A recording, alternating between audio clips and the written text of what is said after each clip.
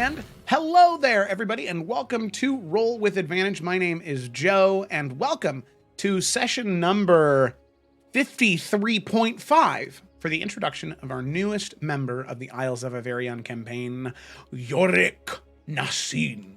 What does that name mean, the last name? Well, you have to watch and find out. So with that, we're going to go ahead and roll the intro and get started.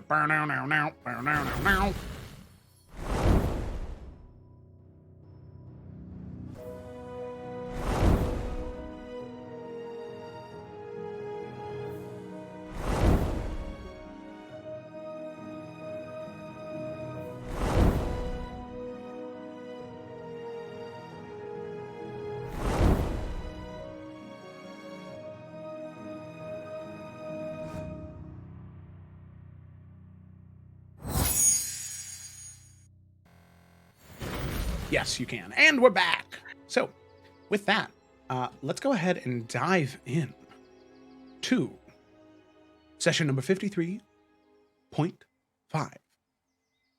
the introduction of Yorick. So, let's go ahead and get some good vibes for this. Yes, this is what I want right here. This is it. This is the mood.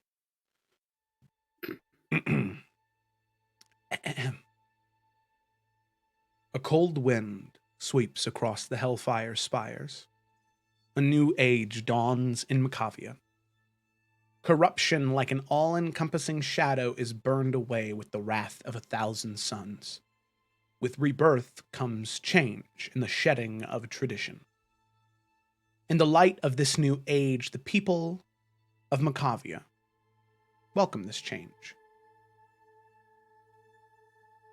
Those that wish to remain in the old ways of corruption and blindness are removed from the Empire the same way the old Emperor and his council were, cleansed in flame. The current state of the Empire is fractured but peaceful. The vast majority of the nation is broken up into democratic states and elects leaders to represent them and their needs in the theocratic capital city-state of Az-Karaz, home to the White Flame. Now, that is all well and good for those poor denizens of the remains of the homogenized empire, those people who have not had a taste of true freedom in what could have been 1,000 years. Now that is not the truth for the citizens of House Nassin. These people have known freedom from the old cruelty of the Empire for as long as the house has existed. A house that serves the Raven Queen and her loyal servants known as the Wild Hunt. A trio who dole out justice when the matter calls for it. But now, with the fall of the Empire, those bastions of freedom who outlasted the Macavian Empire can finally reap the rewards of their longevity and tenacity. They claim land, they grow in size, power, and geopolitical sway for the first time in 1,000 years. For those loyal to the house, it feels good, but it comes with new and frightening expectations. Expectations that must be met and exceeded if House Nassin is to continue to grow. Our story begins within the halls of the Witness, a revered and holy place where communion with the Wild Hunt takes place. These tall marbled halls, beautiful murals depicting wonderful battles. There sits a small stone bench up against one wall. Sitting on that bench, awaiting his meeting with the Witness, we see Yorick Nassin. And Yorick, if you could please describe your character. Yeah, so Yorick is about 6'2", 6'3". He's a light green tiefling. He has this jet black hair that is just pulled back, kind of like rests between his horns, and just stops just probably barely below his shoulders or right at his shoulders. Very muscular figure, very much kind of, built like a football player, built like a truck, however you want to look at it. He wears this kind of like dark iron plate armor with these like kind of patches of just like red cloth at his torso and around his neck. It's kind of been torn up over the years, but he still wears it. Not seen very often, but Yorick's parents are Yanti, so he does have a little bit of a fork in his tongue. So Okay. yeah, just one of the things he got from his parents. I don't know, would he have his weapons right now or not, since this is kind of like a holy place? No, you were told you could bring them. Okay, yeah. So he has a large, it's called a knabo at his heart. It's basically like a large war club with just various kind of like studs of metal into it, just for more kind of blunt trauma damage, basically. And yeah, that's your basic description of Yorick. Amazing. Amazing, amazing, amazing. So, Yorick, sitting there, you feel the tension. You're not sure why you've been called. You know that things have been changing in the past 10 years. Year after year, House Nassine has been growing, moving outside of those lonely mountain halls that you had once existed in, almost exclusively. The Hall of the Witness is something built along the edge of the mountain exterior. One of the few places within the original city of House Nassine that gets natural sunlight. It is a revered and holy place, and the place where the communion with the Wild Hunt happens. Eventually, you hear a bell toll 3 times. 3 low, loud gongs. And you know this is your summons. So, you get up, and you head into the chamber of the witness. As you enter, there is the sound of life that immediately hits you. It is refreshing, to say the least. But there are 5 people in this chamber that you see. For one, of course, the first thing you notice is the thing that you always see whenever you're in this chamber. The beautiful marble work, these massive fires hanging from the ceiling, the natural sunlight bleeding in the very center of the room, there is a statue of the Raven Queen. And behind her, 3 pillars. And on each one of these pillars, they're carved in a different way. The pillar immediately behind her, to her left, looks to be a warrior in gleaming plate armor. Directly behind her, elevated above her, is a priestess of holy aura. And finally, to her right, you can see a sorceress of dark fury. As you take in the statues and you look down, as I said, you can see 5 individuals. Standing center in the room, directly in front of the statue of the Raven Queen, you see the witness himself, Toljan Nassine. Dark elf man, very fine trimmed facial hair, mustache and beard, eyeliner in the decorative way of the witness, and these small caps of gold on top of his ears. He greets you with a warmth and a smile. Standing next to him, mimicking the same way of the statues, you see 3 individuals of ethereal nature, and you recognize these individuals. Directly to the right of the witness,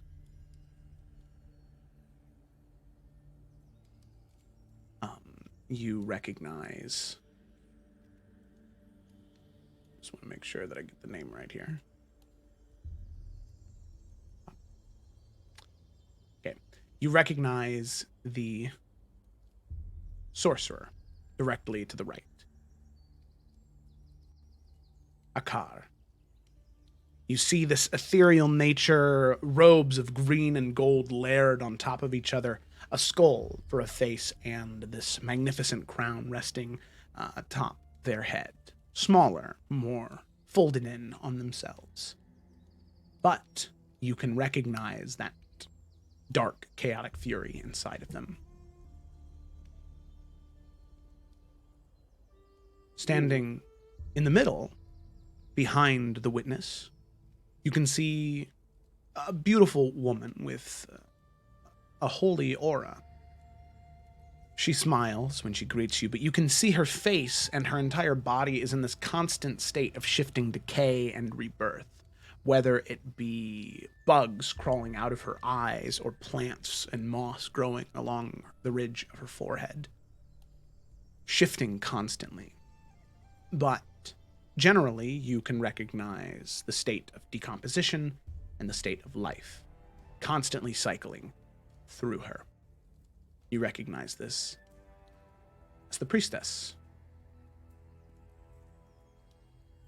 Marmanath.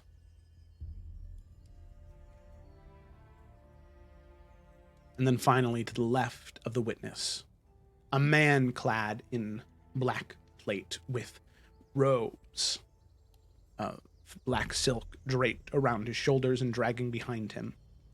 A spiked crown jutting out from the metal helm atop their head and a hood covering their face. Nothing but shadow underneath. And between their hands, setting on the ground, a long sword of obsidian and black metals. Teval.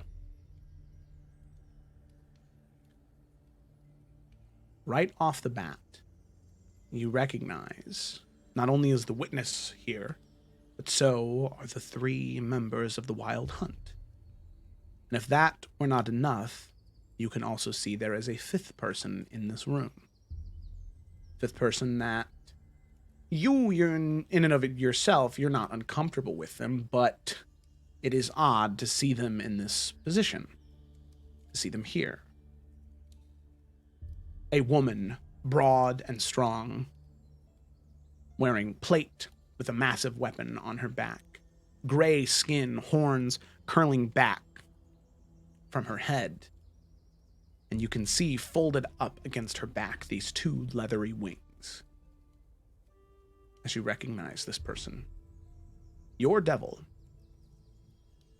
Aventahala. That same familiar scowl on her face that is always there.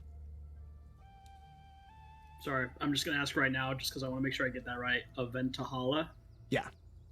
Aventa, Aventa, apostrophe, Hala, Hala. Okay. I'm probably going to butcher that at some point, and I apologize in advance, but I will get it down. It's all right, I believe you. So, seeing these 5 individuals, needless to say, you, to a degree, are taken aback, not expecting to see all 5 of them here. You were called to a meeting with just the witness. Whatever is about to happen is something big. You can see the witness, Tolchin. As I said before, he has a warm smile about him. There's nothing larger than life about him. Even though he is the speaker of House Nassin, he is the person in charge. Any time that you've ever had interactions with him, you've never felt any less than. Knowing what the pillars of House Nassin is, that only makes sense. In order for the collective to survive, the individual must be strong. And that seems to be something that Tolchin keeps very much in mind. He looks to you and he smiles. And he says, "Hello, Yorick. How are you doing on this cool morning?" Well, I have to admit, today was going pretty well, and now, should I? And he just kind of leans in. Should I be nervous here? No. The opposite, in fact. This is a very good day for you. Very good. Very genuine in what he's saying. Well, now I'm even better. Good. Good. But you can, like, he can still tell that York's just kind of like, man, never thought I'd see, this going on, like these five in the same room calling me. So he's still nervous, although he's less anxious than he was, like, when he walked in. Yeah. And you can see the devil, Aventahala. She's just smiling, looking at you. Definitely, you can tell that she's enjoying seeing you squirm just a little bit. But doesn't say anything. And you can see the 3 members of the Wild Hunt. They do begin to speak. First and foremost, Taval begins to speak.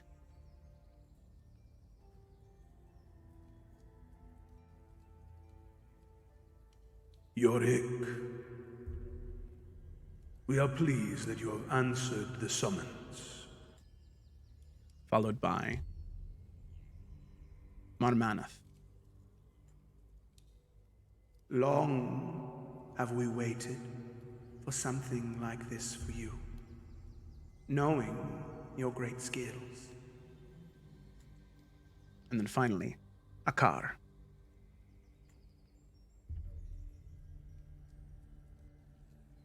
You will do exceedingly well in the plans we have for you.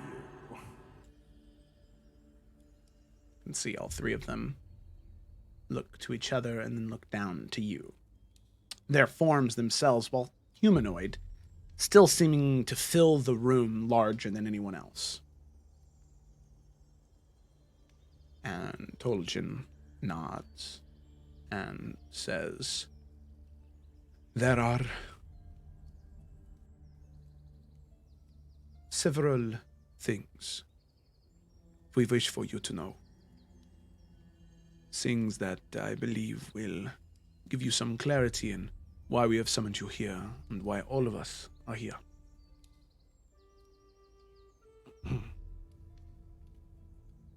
Yorick, how many stories have you heard? History that you've researched, or things you've heard about an entity by the name of the Dark One?"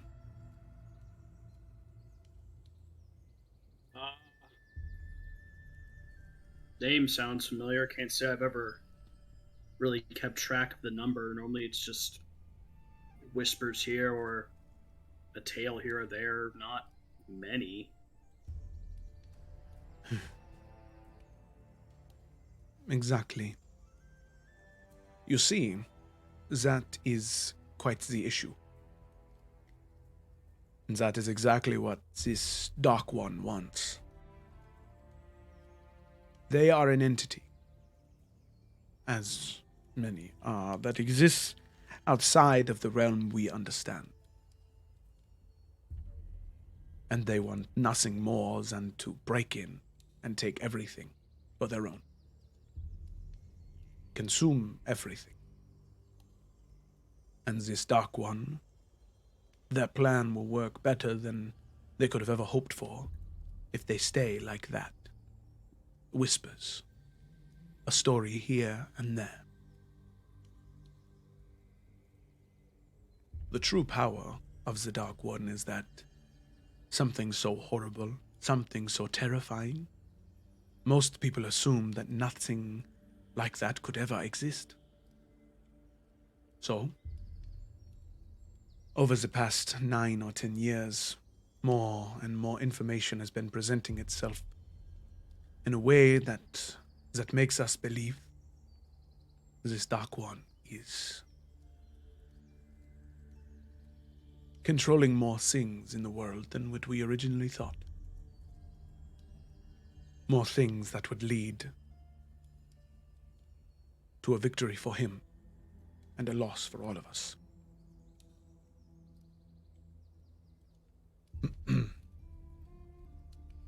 The reason I ask you about this is you know very well that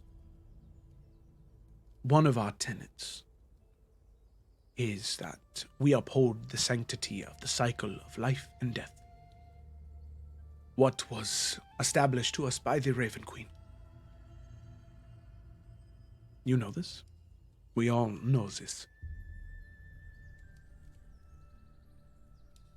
So you know that there are people out there that do not observe that sanctity. One of the more rampant cases of the past several years has been that of House Markol in Iverion and to a degree parts of Turkey. Does that name mean anything to Yorick? Yeah. You would have learned about, considering, being a higher officer, in the, military of House Nasine, of course. Necromancy is, and larger groups of necromancers, you would at least be educated on in order to recognize. So you are familiar with the concept of, like, the way that House Markle uses necromancy, where they use, like, dwarvish runes inscribed on corpses in order to give them enhanced abilities. That you're aware of. But they've never been in Macavia before. They're in Tarkir, so that's why you had done a little bit more research in the past, maybe 3 or 4 months. But other than that, you don't know much else aside from that. Okay, cool. Fair enough.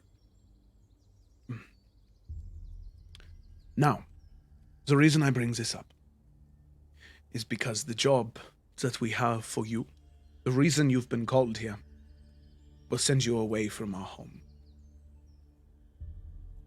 As far as our research has allowed us to believe, there are 4 individuals in particular who are going to be instrumental in defeating House Markol, and by that extension, the Dark One, as we know that the two are connected. First and foremost, we want you to find these 4 individuals.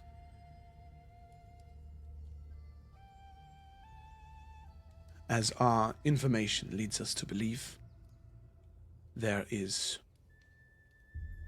one Nalfian Benya, but now choosing to go by the name of Forrester, which, given your location, Yorick, vicinity to the mountains, and then by that extension to the Underdark, Baynir may have, not exactly knowing what it was, but knowing like, that's definitely like an Underdark drow name. But, of course... You're kind of raising an eyebrow at that. Yeah, and he'll say, choosing to go by the name of Forrester after the events of Highland Pass and the tragedy that happened at that city, which Yorick would be familiar with that. It was pretty big news across most of Tarkir and spread into Macavia. Gotcha. On top of that, there is a teenager. And whenever he mentions them, whatever brief description he has, he does use what looks to be like a minor or major image in order to show what they look like. At least as far as... So, it's not exactly what the party members look like, but it's like almost what they do, It's like a police sketch. Yeah, exactly. None of them have had portraits done, so there's no actual like hard evidence of what they look like. Okay. So, a gesturing, showing Nalfian, and then a teenager. We don't have much information on her true name. As far as we know, she goes by Twig, but also claims to be of House Forrester. And then showing her. A third one is Eurydice Greenleaf.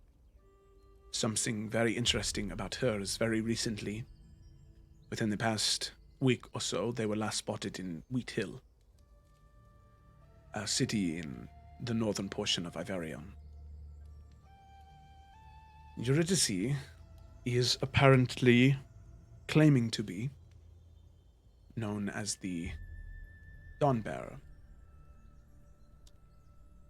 An individual, a servant of the light. But as far as I am aware, this is a different light than what the Makovian Empire has worshipped. More closely related to that of the Children of the Flame and Bromsgrove. Which, of course, House Nasine, even though you're, like, isolated, you still are able to get knowledge to you, so you're not, like, in a bubble. Right. You're just very safe. So, anytime, like, big nations or big factions are mentioned, it's safe to assume that Yorick would know who those are. Got you. And then finally, the newest member of their group,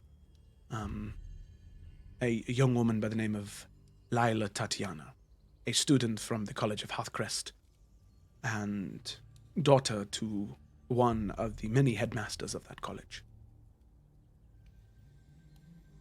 All of them have had interactions with House Markle in the past, and by that extension, we can safely assume with the Dark One himself. That being said, your first mission is to find them. If our intel is correct, through the tomes we've been able to pore through, we think we know where they're going. There is a crypt, ruins of a city in the northern regions of Iverion. We believe they also have discovered that those ruins are there. Within those ruins, long ago, before the settlers arrived in the Greylands, there was a house, a nation that existed there, with a very powerful cleric king. They were staunch defenders of the cycle of life and death. They were clerics through and through. We believe they're heading there to find some type of maybe armor or weapon or artifact to be able to weaken House Markle. If they are who we assume they are, they must have found this information at the college.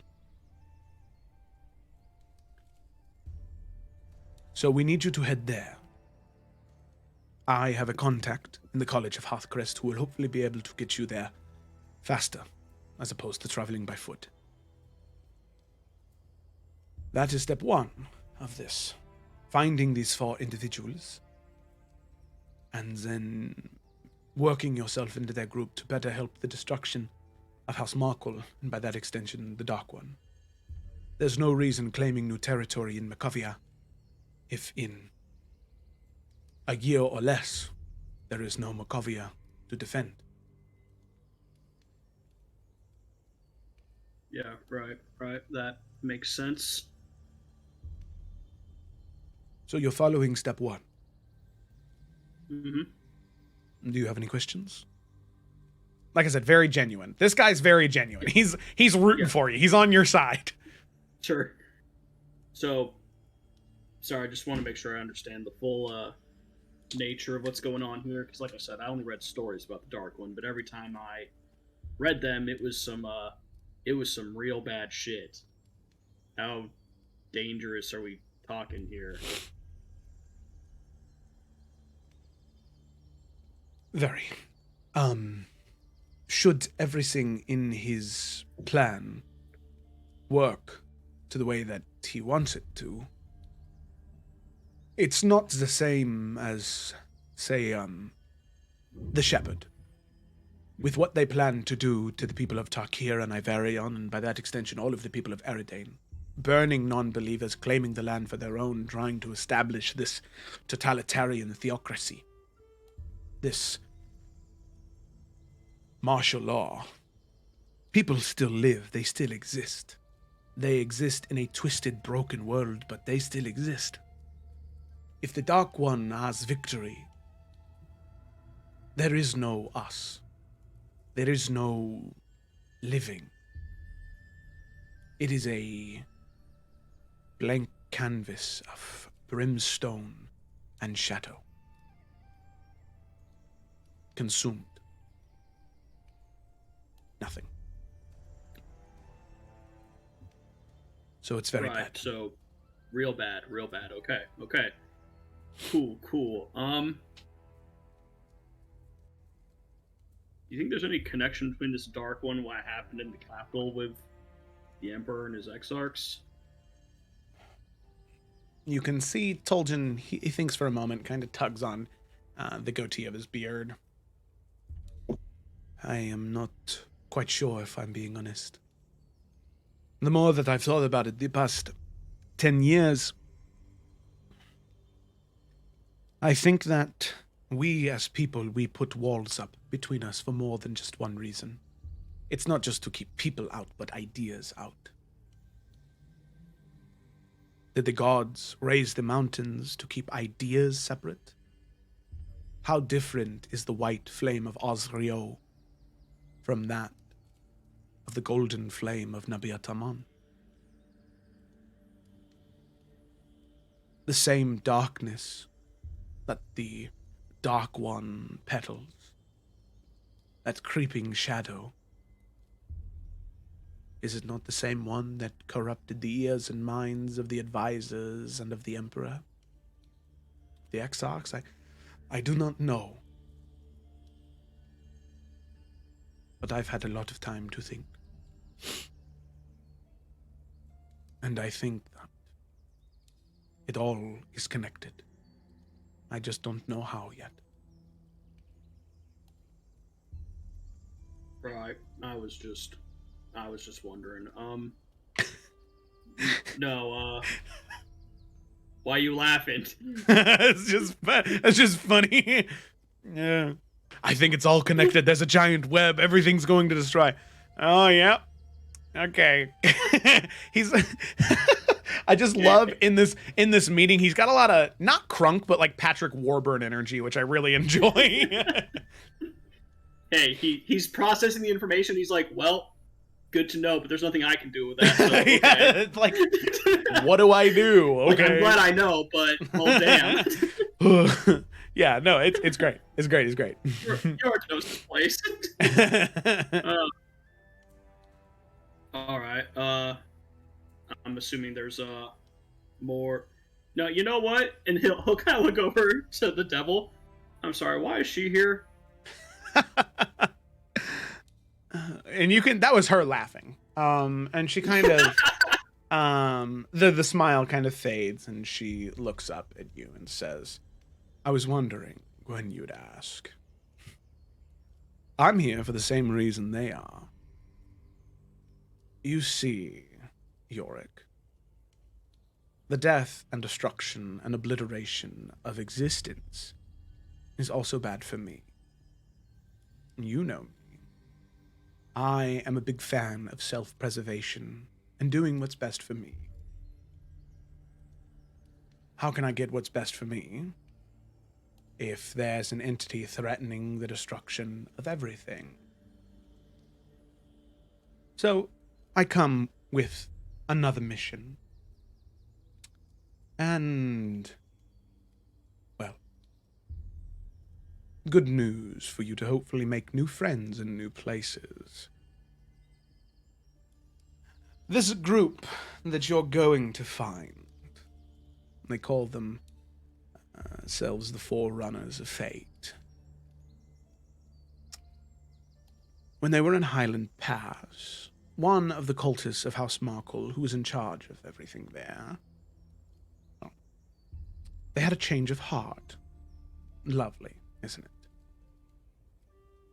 One of their friends, one of their party members, Eurydice, used to have a very strong connection to Osmodeus. Yes, that one, not another one. Oh, shit. And in Highland Pass, apparently entreated this Osmodeus to keep this cultist safe. They had a change of heart, after all. And Osmodeus said, of course, anything to keep you under my thumb. Well, Needless to say, things for Asmodeus did not work out well. His keep and most of his wealth and possessions and things that he owned had been stolen from him. Now, he did keep his promise. The cultist was kept safe, just inside of his keep. So, this cultist was stolen. Back by House Markle, in fact. Now they keep her within Hearthcrest. I'm still trying to figure out exactly where. But I know that she's there. Taken by House Markle. So, not only do you have your connection to fight against the Dark One and House Markle because it's what's right to do, you can also inform them you have information about their friend. Well, forced friend, more so, I suppose. As far as I know, she's safe. I don't really know what they plan to do with her, but she's at least there. And you can help them find her, save her, and look at that. You look like a hero.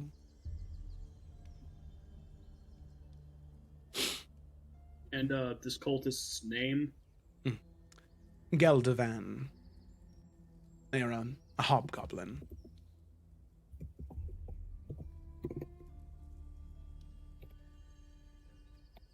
All right. As I said, as soon as I find out more information, I will be sure to give it to you. All right. Okay, so find the Forerunners of Fate, assist in clearing out the ruins of the Cleric King north of Tarkir, and then help them rescue this Geldervan, and she's somewhere in Hearthcrest. Correct. That's the last lead? Okay. Okay, And well, if I can't find anything, we both know you're smart enough to figure the rest out on your own. insight check, does she mean that? Make an insight check. First roll for Yorick. Yeah! Woo! Not great, not terrible. 15. 15. Yorick, you're not sure if she's genuine, but you feel like you could probably figure it out. can't be that hard. York will kind of give her like that, like, half glare and just be like, yeah, you're right. Okay. Amazing. All right. And she will say with that, she'll look to Toljan and say, with that, may I be excused, your high witness? And you can see he kind of... he doesn't roll his eyes like he almost does, because this long of an... and Toljan lives vicariously through you. But he nods and says, you may be excused. Thank you so much for sparing the time. Should anything come up, we'll be sure to be in contact with you. She nods, and she looks to you, Yorick, and smiles, and says, well, I look forward to seeing what develops with you and your new friends. Remember our training, Yorick. Don't forget everything I taught you when you go out into this scary world outside your little mountain halls. Oh, don't worry, and York will, like, crack his neck, just, like, twisting it. Yeah, I won't forget your training anytime soon.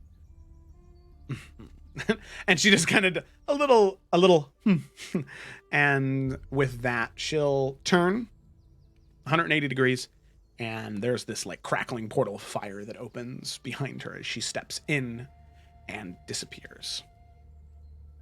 And you can see there's a small scorch mark that's left on the ground.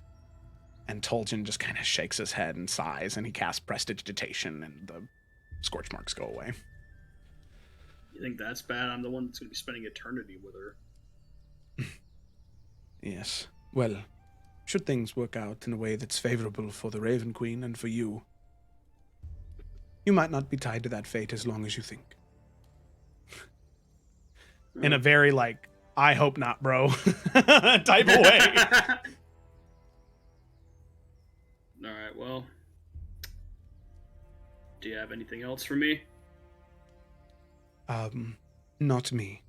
The last comes directly from them. And you can see that the three of them have been there the whole time, very statuesque, similar to the pillars, but following everything, listening. And they do begin to speak. You can see first things first.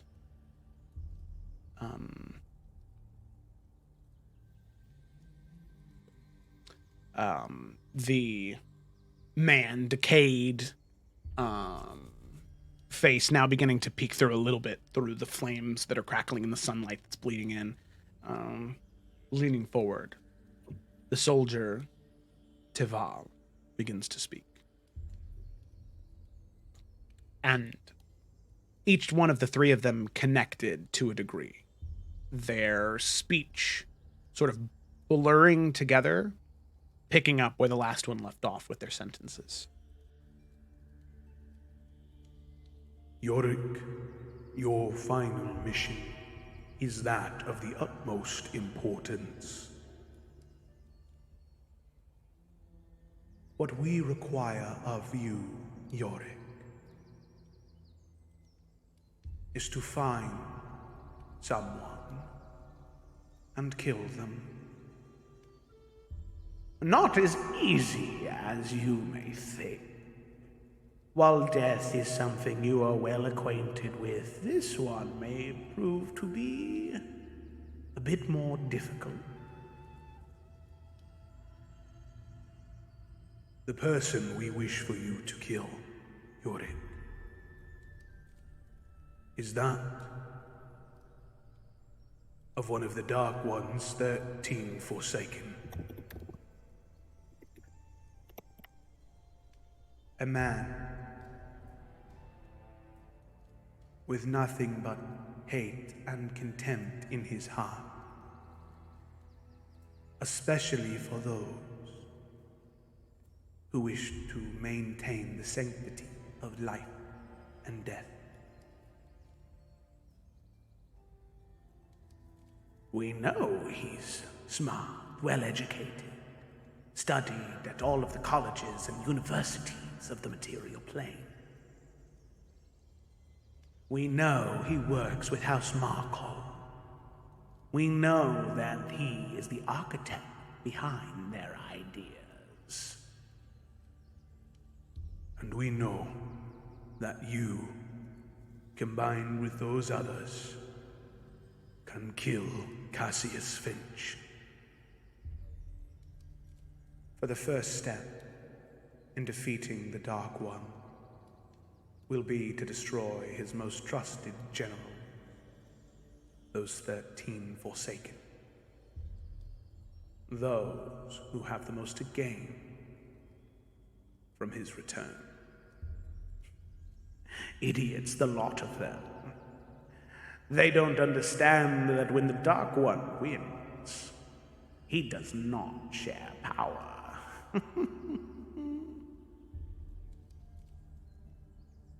You will do this, Yorick.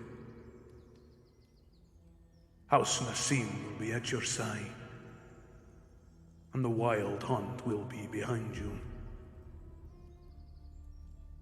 For if Cassius is not killed, Yorick, House Markle will grow and rise. And House Markle will claim what once was lost many, many years ago. The knowledge they seek belongs to one man on a small island. And if Cassius should live, that man will die, and they will take what they need. Do not let it come to that, Yorick. Not that we doubt your skills and your training, but you are not strong enough yet. And you are not strong enough by yourself. So, Learn more. Find his weaknesses. And when the time is right, And all in unison together they say, sever his thread to the Dark One. and with that, you can see the three of them slowly begin to fade, turning into mist and then drifting away, evaporating into the air, leaving just you and Toljan.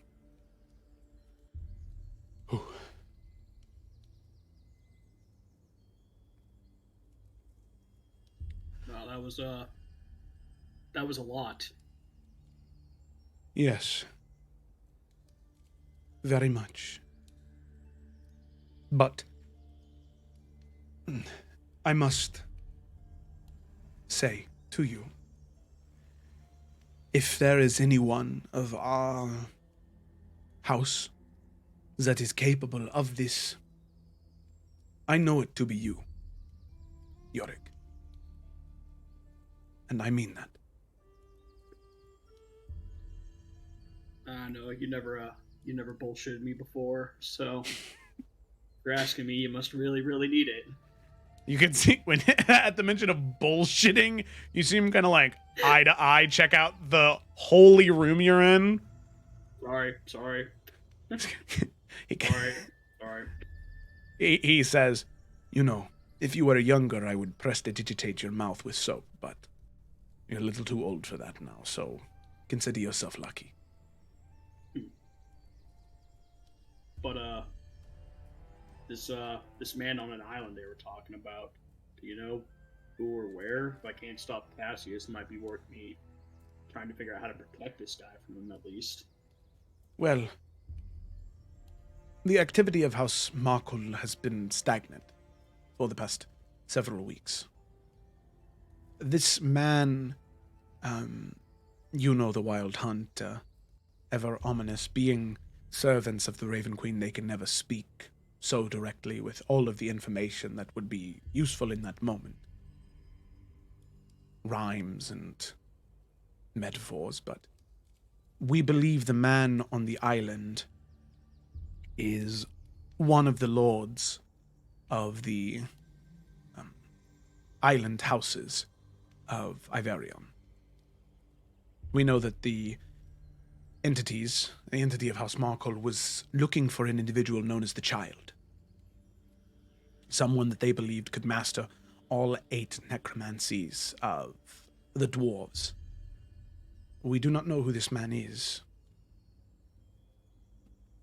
but we continue searching and hope that if we do find him, we can give him word of who is looking for him, so he may hopefully keep himself safe. All right, well, I know they didn't assign that to me, but I'll find these guys and mention it to them, because even if we can pass on some information to you, it'd be helpful. Of course. Very helpful.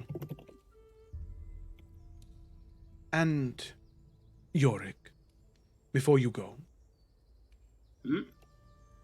there are 2 things I would like to give you. Should you go out into the world, it is something House Nassin has not used for many, many hundreds of years. Individuals we send out into the world to represent us, our ideals, what we stand for.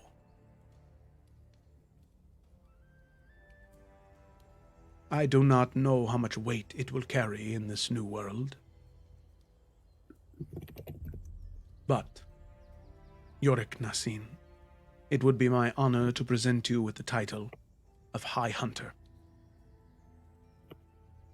To seek out truth and dole out justice, just as the Wild Hunt does.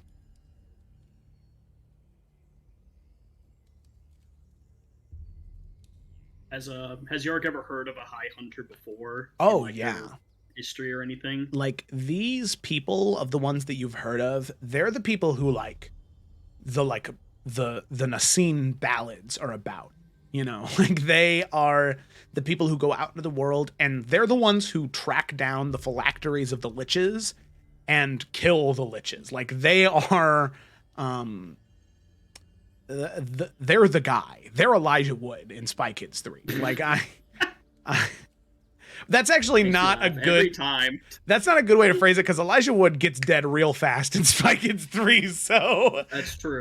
That's true. no, they're Junie in Spy Kids 3. They're the real guy. Gotcha.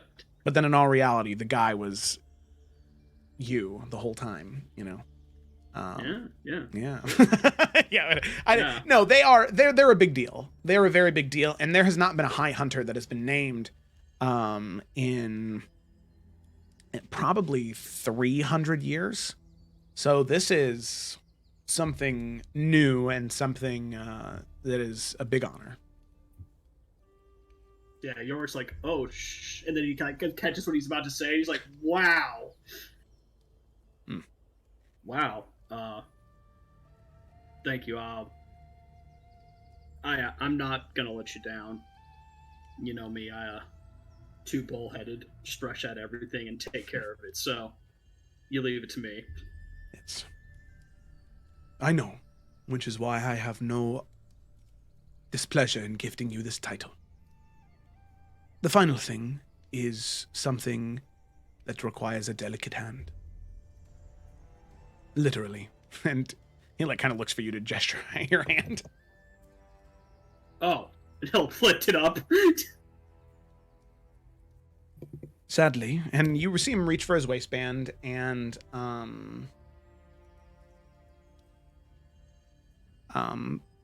open up a small leather pouch and pull out a coin, maybe the size of like a silver dollar, and gestures it up to you. And you can see on the backside it is entirely flat, and just from the way that he's handling it, you can tell that it is a very delicate material, perhaps like a porcelain. And on the front side, you can see that it is etched and painted. The coin is well worn, but the symbol still shows. It looks to be 6 maybe flower petals or leaves, all equal distance from one another, painted with this like wine red color, almost a purple. And he hands the coin to you. And this is what the coin looks like. Zuko, I found my White Lotus tile. That was the vibe. Sorry, I couldn't resist. No, that's okay. That's okay. That was the vibe. You nailed it. You nailed it. So yeah, York takes it and pulls it closer. What is it exactly? I cannot speak much of it. It is something very personal to me. But I give it to you. A keepsake of a sort. It is not magical. It is just a coin. But let's just say there is someone giving you a hard time in the world out there. Someone who has a higher position or status. There is a small chance that they may recognize the coin. And they may treat you with respect. Or at least respect what that coin means. And choose to retreat. I cannot promise it will work every time. But in a difficult situation, it may come in handy. Well, I appreciate it, and when everything's said and done, I'll come back and give it back. Thank you. Well, with that is everything I have for you. I've already sent word to my friend in the College of Harcrest. So whenever you're ready, I can send you there. Well, give me a little bit. Gonna say goodbye to a few people, saddle Lawrence up, and we'll get going. You can transport him too, right? Of course. Oh, good. You know how angry he gets when anyone else tries to ride him? And you see him kind of laugh a little bit. You and that horse. I'm glad you're taking him with you. Less of a headache for me while you're gone. Don't worry, I'll be back to fix that sooner than you think. Yes. and Yorick will extend a hand. Like, he's always liked this guy. And Toljin will return the handshake, gripping forearm to forearm, that type of handshake. Yeah. Hell yeah. Real badass one. Know it. And with that, he'll say, I will await you here.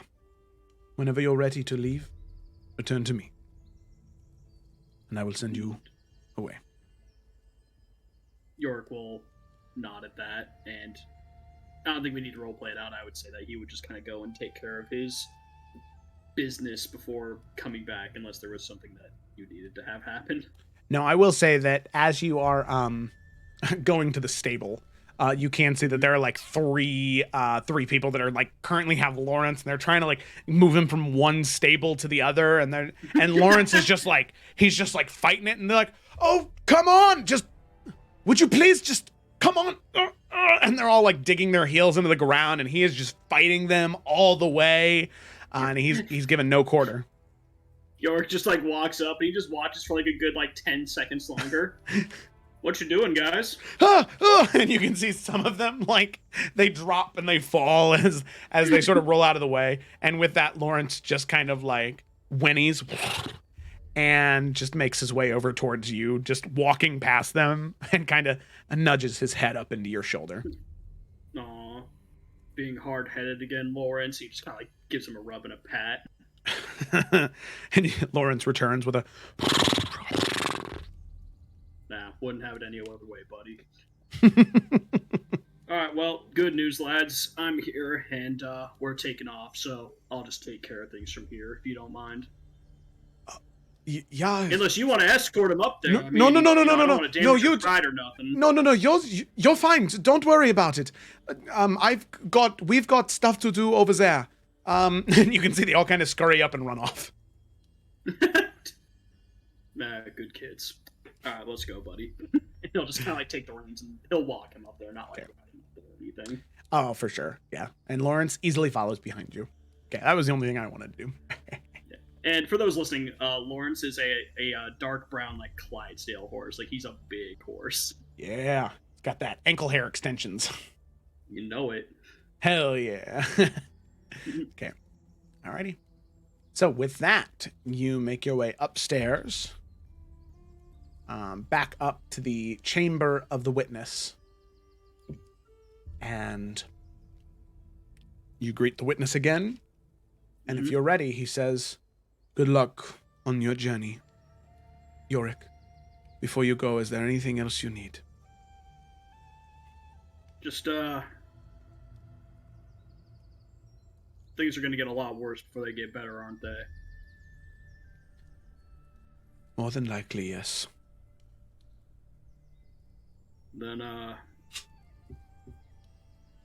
look, I don't know, like, politics and stuff's kind of more your thing, but, I don't know. House Nastine's doing really well lately, you know? Just, more people have been coming in, and we've been helping them and taking care of them, and that's good. But if this Dark One's as bad as you say it is, then Makavia's really got to get it together. I think there's been too much divide for too long. Nah, I mean, I don't know how to fix that, but I don't know. Maybe you can look into that for me while I'm gone. You can do that? I could, and it would be my honor to strengthen the community. Because whether we like it or not, to a degree, all of us are Makavian. It's the name of the land. not just the name of a nation someone came up with. Yeah. Yeah, I know.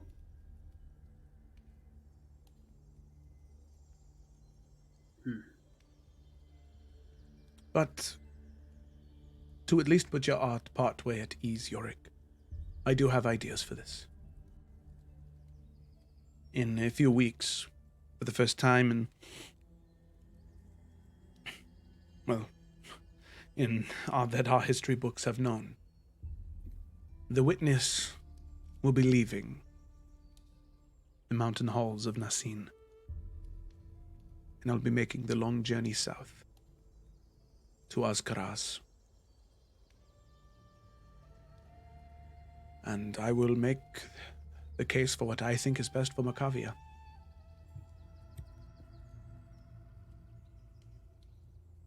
Alright, well, just make sure you take care of yourself. I'm sure I don't need to remind you, a lot of people in the capital don't like us. I am aware, but do not forget. In order for me to get to this position, I didn't forget everything I learned when fighting against them in the first place. Fair enough. Huh? Are you ready? Well, I never liked long goodbyes, so yeah, let's get going. All right. Good luck, Yorick. I look forward to seeing what you accomplish. And Right back at you. with that, you can see him toss out what look to be magical runes that cling to the ground where you're standing, where you and Lawrence are standing. And then he gives a nod, and there is a flash of blue energy as where you're standing changes. No longer in the chamber of the witness, but in what looks to be an office or a study of some kind. Bookshelves, couches, tables, a fireplace. You and Lawrence. And you can see one man sitting at a desk, another dark elf man. Long hair sort of braided back in what looked to almost be dreads, wearing these deep dark grays and bright teals slashed across his chest. He turns around and smiles at you and sees the horse and kind of, huh? As you are now standing in this individual in particular's office, as he stands looking at your horse, a bit cross, not upset, just confused, and says, "Well, you must be Yorick. It's a pleasure to meet you. My name is Professor Rylton Ilonre. Good to make your acquaintance." Nice to meet you. I thought they'd teleport me outside. Sorry about that. That is quite all right. We have our ways of, making sure that your horse, gets to safety. If I'm being entirely honest,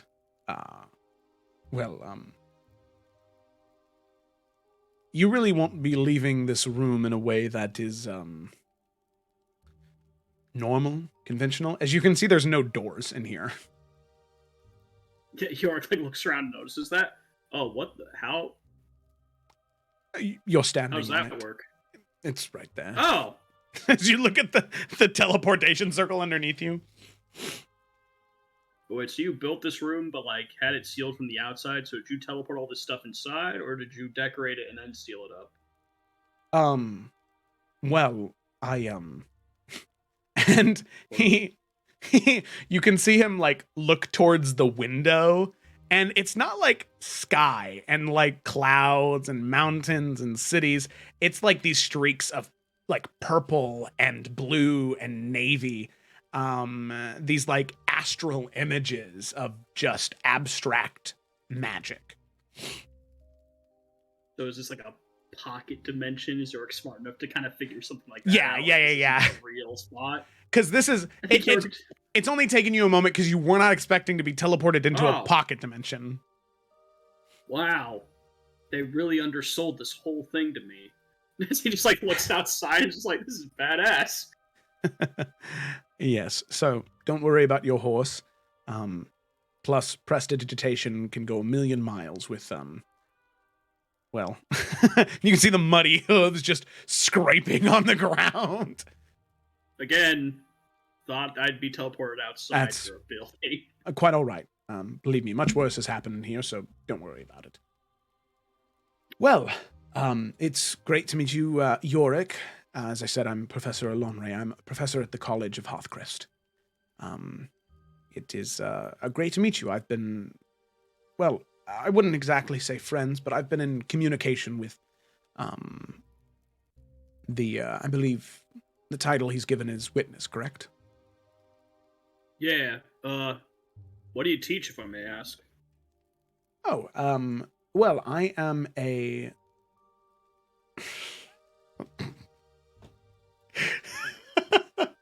Sorry, didn't mean to just jump you with that question. No, it's been so long, I forgot. I'm pretty sure No, we don't have to talk about it. It's fine. No. Hey, I remember. Can I hop in here? I remember. Hi, Felicity. Is it abjuration? Illusionary magic. Illusionary Yeah. magic. Wow. I have to Okay, have that. bye. Okay, bye. Bye. Oh, that's great. That's great. I feel like I definitely have it written in my notes. Now I need to find it, because now I'm annoyed. Oh, I'm sure you do. Yes, I do. Professor of Illusion Magic, very kind. Early along in schooling, helped because he wanted her to succeed. Those are the notes I had for Lila's point 5. Yeah. Professor of Illusion Magic. So, and he like pulls a coin out from behind your ear. Ah. So wait. And he looks to the window again and the walls. So is there actually no door, or are you playing a joke on me right now? No. As a professor of illusion magic, my specialty is in illusion magic. All right.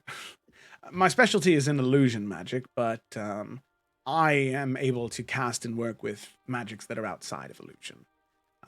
So I'm just really, really good at illusion magic. But Yeah, right. Yeah, you know.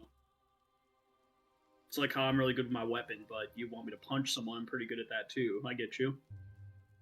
Yeah, exactly like that. And you can see he's like, this is definitely a different guy than I thought would be sent for this. All right. So how'd you and the witness come in touch with each other? Well, it is not strange for professors at any time to decide to take a sabbatical, which just means they take a break from their current obligations as a professor and they go try out new things, different things in the world. I'm familiar. And, well, this was right before all the fighting started. Maybe 3 or 4 years before Macavia invaded. Yes. And I was wandering amongst the northern mountains, and I stumbled upon your delightful home. Being a tenured professor and a very powerful mage, me and the witness, we had some conversations about magic and the way that we cast, and well, we learned that we had something in common that I never would have expected to find in a place like that. And you see him kind of laugh at that, and he says, but it's no matter. It is what it is, and we became pen pals, I suppose, to a degree. Anytime I could provide him any information that could help him and his people, well, your people, I was more than happy to provide it. I had never liked what Macavia had done, especially under that current emperor and specifically the shepherd, which obviously it seems as though I was right in my mistrust of that person. That's an understatement. Yes. If I would have known then, I maybe would have tried to do more while I was in Macavia, but it seems as though at the end of the day it all worked out for the best for Macavia now. From what I hear, things have been very well for House Nasine, and that makes me very happy to hear. Well, witness, you must really, really like and trust you to have you be a part of this thing I'm doing. So, for what that's worth. Yes. Well, that was something I just discovered several days ago, or maybe a week ago, that I hadn't yet had the chance to share with him. Just there's been a lot of new information that has been presented to me. One of the individuals you're looking for, a woman by the name of Lila Tatiana. She's an Eladrin. Yeah, very, the pink-haired one. Exactly, yes. Not always, but for the most part, pink. She was a student of mine. Brilliant young woman. And, well, she informed me that one of her professors, in fact, one that her father trusted to go on an excavation, an archaeological excavation,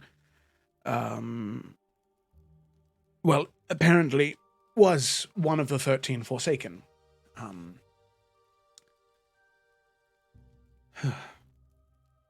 So, needless to say, I've been trying to deal with that. It's been quite a journey, as that's not something I can just claim about another professor, especially considering the high academics that they concern themselves with here at the college. So, is this Finch? Yes, how did you know? Oh, you know. He just leaves it at that.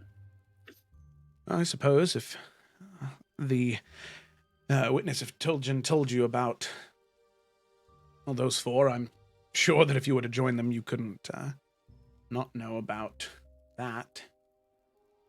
So that must mean that there's more that Lila is getting involved with the Dark One. And you can see him kind of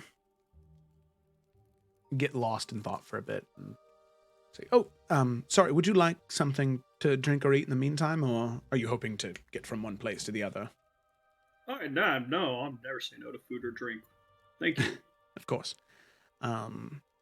Since York saw this guy kind of get lost in get lost in thought, can he kind of roll an insight to be like, what's that about? Yeah, sure. Make an insight check. Second insect. Insight check of the night. Yeah. Much better than the first one. 23. 23. Okay. Yeah, I mean, you can definitely tell that Elanre, he definitely cares a lot about Lila as a student.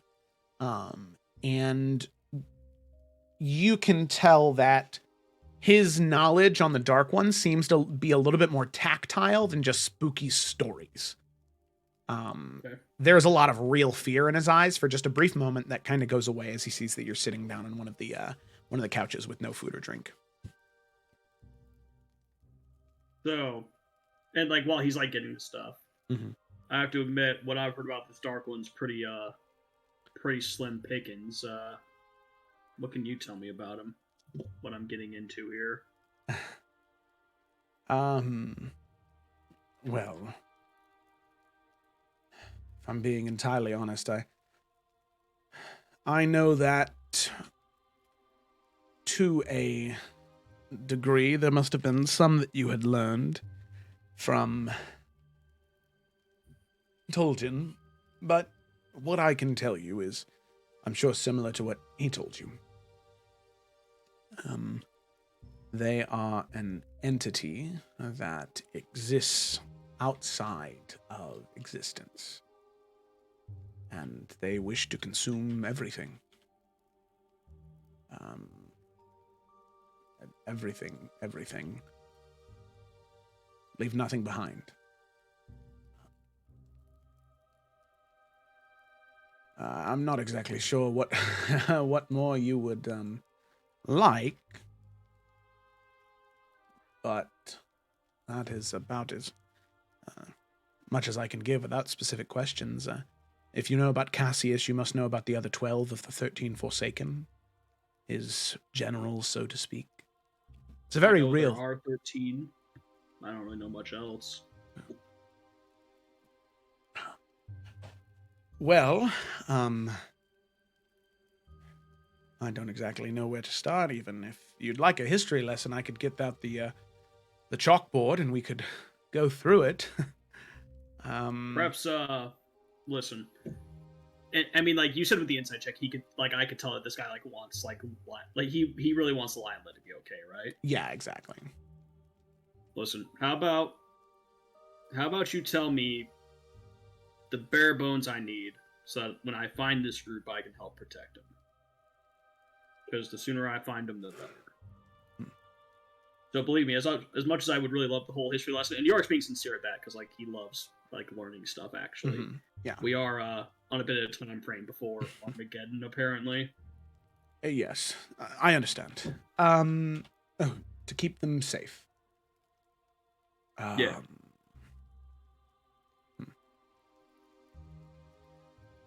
Well, the Dark One in particular, if it's not obvious from the name,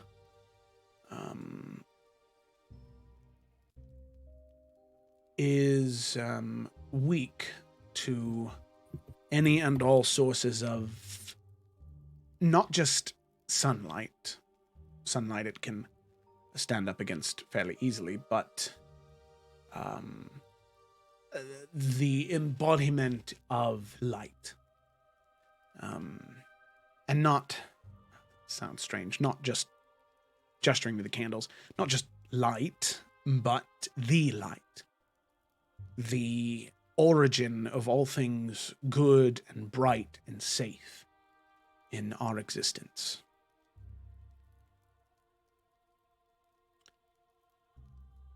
I'm not exactly sure how familiar you are with most origin stories from around the world, but to a degree, they all start generally the same way. And I promise this is relevant, not just a history lesson, but most of the time, it says that there was nothing but swathes and oceans of darkness.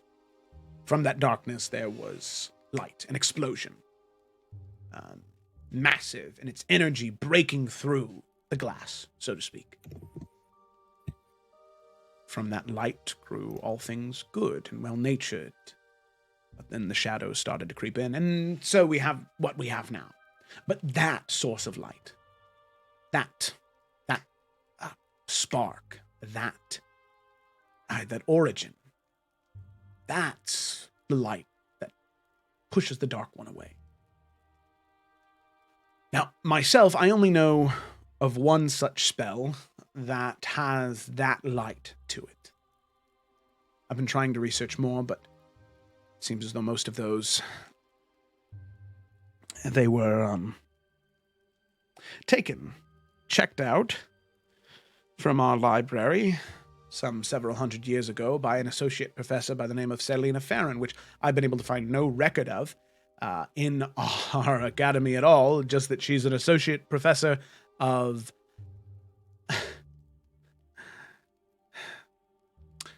biology, so don't know what she's doing with magical tomes about the true origin of light. So I've been only able to find one, a spell called Balefire. Now, Balefire is very powerful. What it does is it takes a small portion of that light, that origin, and whatever it's fired at, whatever you cast the spell at, it severs the thread to the weave that creature has. Now, Balefire in and of itself it doesn't work on creatures that are good-natured or neutral. They have to be evil, tied to that darkness, tied specifically to the Dark One. It can be 13 Forsaken, it could be any of his shadow spawn, or it could be dark friends. Regular mortals like you and I who swore allegiance to the Dark One. I can give you a scroll of that spell that perhaps you could give to someone in that group that has the ability to cast such magic. But I did plan to, the next time that I saw Lila, teach her that spell, hoping to aid her. And if I can find any of those old tomes, I'd like to find more spells that can fight against the Dark One more effectively than a daylight or sunbeam. They just don't do enough. Well, listen, you've been in this longer than I have, but I'm thinking give me the scroll, and then if we head back this way, you can also teach her, but it might be better just to have it just in case, because I don't know what I'm walking in on with that group. That's fair. That's fair. Well, here, I can, and he goes over to one of his desks, opens up a drawer with a key, and pulls out a scroll and hands it to you, and he says, if there comes to be a time where, for some reason you're separated and you have the scroll, you can still try to cast it. It just, be a little bit more difficult for you. Right. Okay. So, curiosity question. Yeah. When I heard about this Dark One, I mean, all the stories I read were, like, really old, you know? Mm-hmm. Like, they were whispers, like a boogeyman type figure. So, why is he attacking now? Like, what was he waiting for? Well, this isn't the first time. In fact, it's not even the second, or third, or fourth time. As far as our knowledge goes, this is something that happens periodically, where the Dark One attempts to break that barrier, always waiting for the right moment.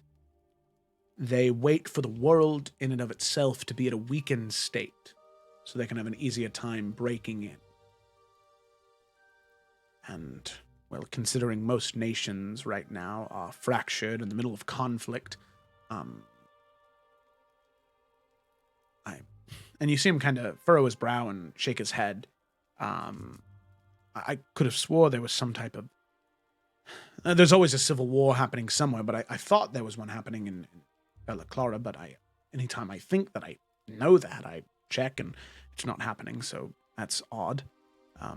So who knows, that very well could mean, as far as my research leads me to believe, that there have been individuals that have been disturbing the pattern and the weave in terms of the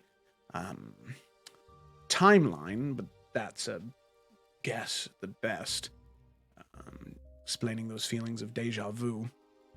But I don't know.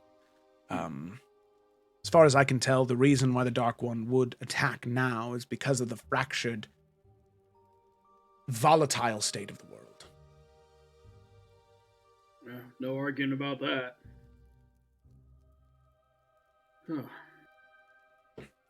Alright. Well, I still got a long way to go to find these people. Is there anything you wanted me to tell Lila when I caught up with them?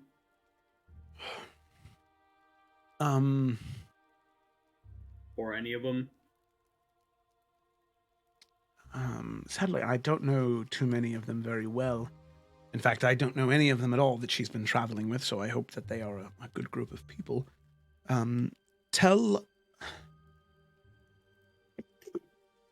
Lila that when she goes to have that conversation with her father, that I'll be there with her. And tell her I promise I will vouch for her in everything she says. He writes that down. Okay. I will make sure I tell her that. Good. Alright, well, you got anything else for me, or should I leave before Lawrence starts bumping into things?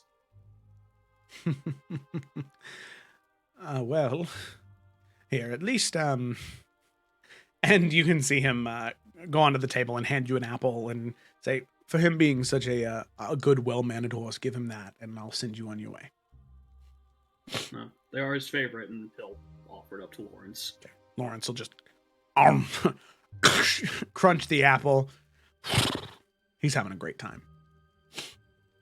all he had to do was he had to sit still and he got an apple. Like, this shit's awesome, man. Yeah. That's why he didn't move at the stables. He was like, if I sit still, I'll eventually get an apple. Uh-oh. we're training him the wrong way. York's got no problem with it. All right. So, he will nod and he'll say, so I'm going to be teleporting you outside of Hearthcrest proper. Now, it's a small collection of buildings, people meandering through about their day. You'll be in an alleyway. Right outside of the city, so you should only be a day or two away from where you need to be. The ruins, correct? In the northern region of Iverion? That's where I was told they were heading, so yeah. Home to some cleric king, something like that. Yes, I must assume that was, yes. Not much is known about the full extent of their kingdom, empire, theocracy. Not much is known other than the fact that the king was a cleric, very powerful one, known for cleansing at least part of what Iverion used to be, this section of Eridane from undead. So, very interesting. I assume then part of Lila's journey, she may have discovered the armor and the weapons that exist there, and the artifacts, and is now searching for them to hopefully fight against the Dark One, and Cassius. Makes sense to me. I hope so. Well, good luck on your journey. Yes, it was... It was a good meeting you. It was good meeting you too. You and, what'd you say his name was, Lawrence? Oh, Lawrence, yeah. Well, Lawrence, I can get the idea from you that you do not like to be touched, so I will wave goodbye to you. And Yorick, it was great meeting you, and I hope to see you again soon. And he'll reach out to shake your hand. Yep, and Yorick will shake it again. Count on it. With friends. He'll smile and nod, and with that wave of his hand, there's a flash of teal light as you teleport out and in to the exterior of Hearthcrest proper. It is, by the time that you're here, there is definitely not much happening. You're very easily able to saddle on to Lawrence and ride out. The first day of travel goes rather smoothly. You don't pass. Sorry, real quick. Just, yeah, sure. Since he had a meeting with like the witness and this guy, York like didn't have his helmet on just because it's weird to talk to a guy like with his helmet on, you know. What do you mean? But now that he's like traveling on the open road, he would magically summon it and just be wearing it while he's traveling. So yeah, okay, all right, sounds good. I don't think that'll be important. I'm just letting you know. Okay, no, sounds good. So with that, you travel on your way, and eventually you do camp for the night.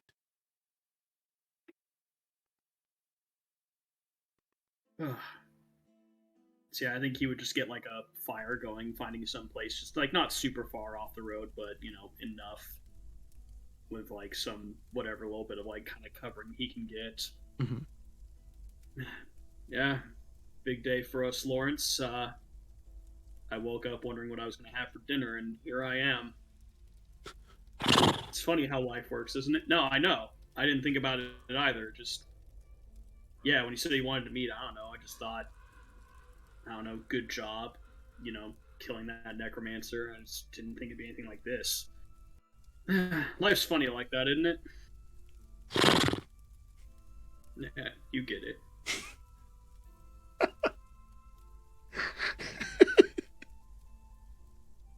I can't wait for Twig to cast Speak with Animals, and Lawrence is like, this guy's so stupid.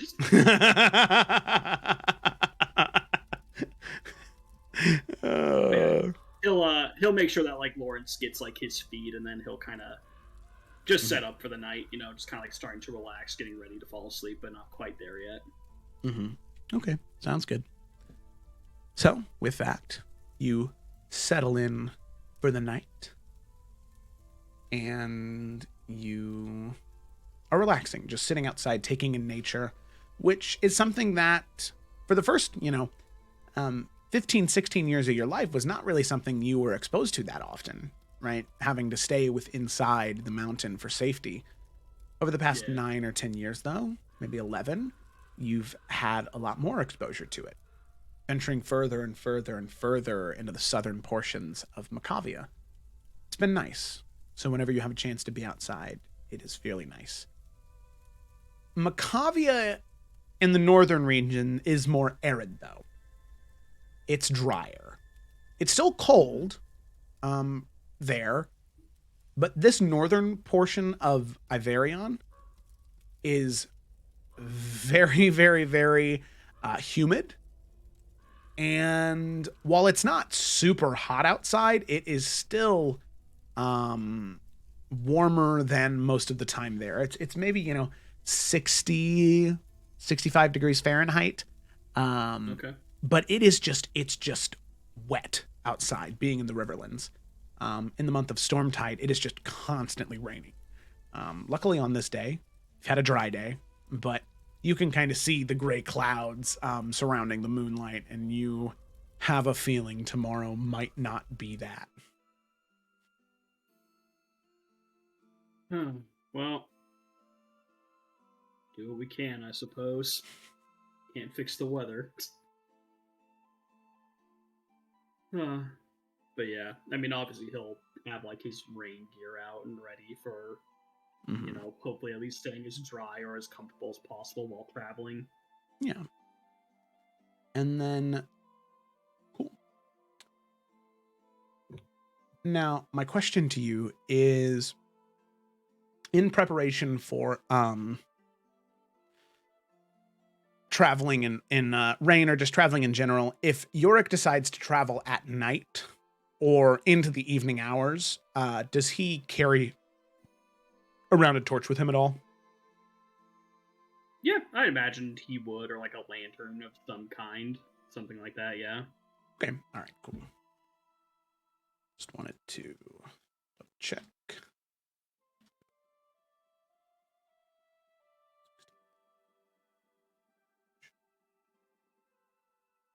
Sorry, I'm just adding a little bit of something here just in case.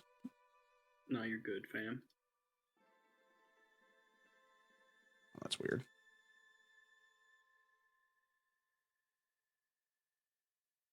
There we go. That's much better. What is? Okay. Oh. All right. That's something on my end. Okay. So with that, you camp for the night, and day in and day out, you continue to rest and you continue to journey north.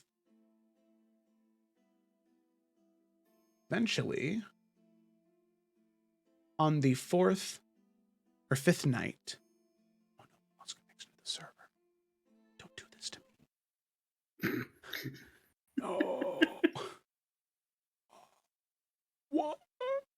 Compromise with it, Joe. Compromise. Okay, so on the 4th or 5th night, right as you're nearing where you know these ruins to be based off of what information was given to you, you can hear what sounds like struggle, yelling, and more importantly, the gnashing of flesh and bone and decay, as you're very familiar with the sound of undead creatures. And like, how far away does it sound like? Maybe 80, 90 feet. There's like a path that you're traveling down right now, and you can hear it off the path on the small like road, like pretty much like a dirt path, where the current one you're on is cobbled, headed down a dirt path, maybe 50, 60 feet towards a small clearing. You can see a river is heading that way. Looks to be coming from that way. Sounds to be coming from that way. Okay, so I think what Yorick would do is I think he would head the opposite direction, like off path, just like 20 or 30 feet, and I think he'd find a place to kind of like hitch up Lawrence and just be like, all right, stay here. I'll be right back. Don't look at me like that. It's going to be fine. I'm just going to go check it out. I'll be back. Okay. And then Yorick would, attempt to kind of head over there and try to get an idea of what's going on. And he would have his torch out by this point since he has dark vision. Yeah. You wouldn't want anything to see that he's coming. Okay, sounds good. So with that, you sort of wrap around and you can see that you're right on the edge of the trees in this large clearing. You can see that there is a small house, currently with a chimney blowing out smoke, right next to what looks to be a small dock and river, a small fishing boat next to it. This is a fisherman's hut of some sort, and you can see there are 3 creatures. One larger than the other 2, not by much, still medium-sized, but wearing armor. A sword at his side, bow and arrows on his back. But the thing that is most concerning to you is there is just in certain area these plates of molten rock that cover their chest. And you can see flanking beside, on each side of this undead creature, are 2 what you can easily identify as zombies. But they have this like silver hue to parts of their skin, seem to be hardened like metal. And every once in a while, just from where you're at, you can see the etchings of runes on their chest and on their forehead matching. And you know exactly what these are. These are not cultists, these are undead of House Markle. Each one of them marked with some of the dwarven runes of necromancy. I'll go ahead and reload the scene and I'll pull you here so you can kind of see what you're seeing. The serene lakeside. Yeah, that's the vibe. Oh, this is sick.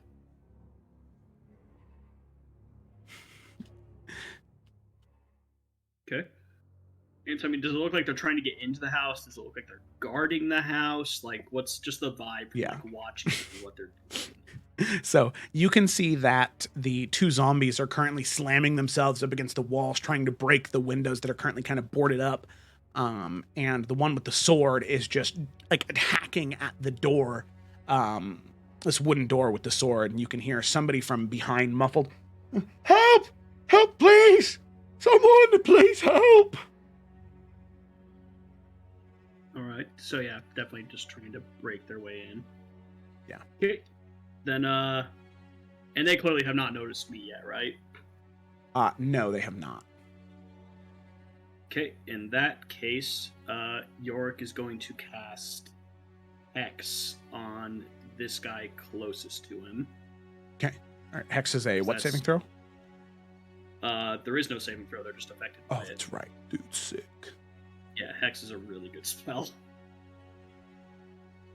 And then I think he's just gonna stand up and he's gonna cast Eldritch Blast at him. Nice. All right, this guy's hexed. Boom. Okay, you Eldritch Blast him.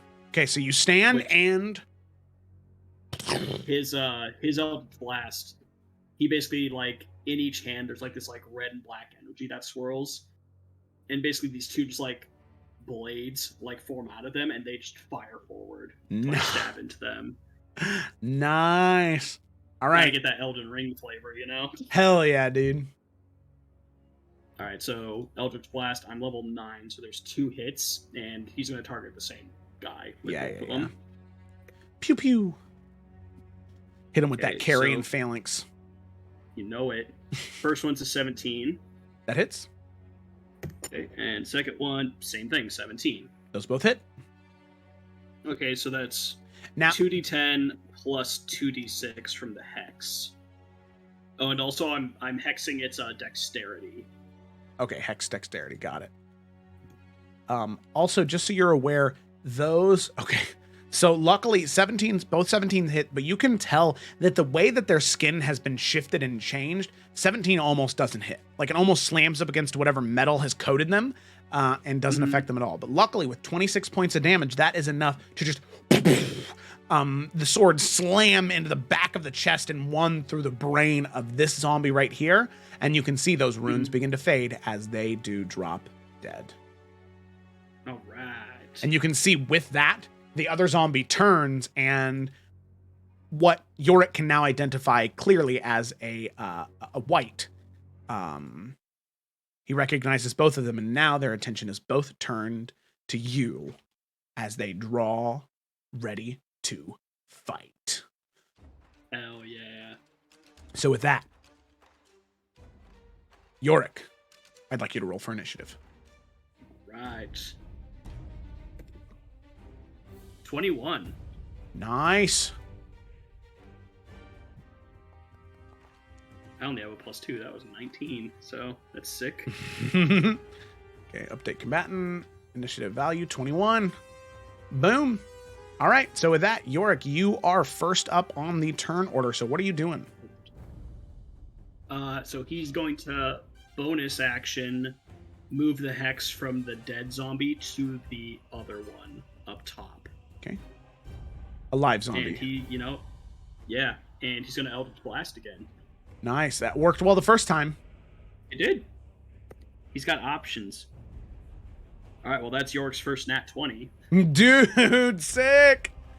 Second one. Oh, that's going to be a miss. That's just a 9. 9, Hey, yeah. got a nat 20, so I'll yeah. take it. So it's about the same. Yeah, So, I mean, it's even better because one's maxed. So yeah, it's a exactly. D10 and a D6. So it's 16 plus 1D10 plus 1D6. Yep. Yeah. So 30.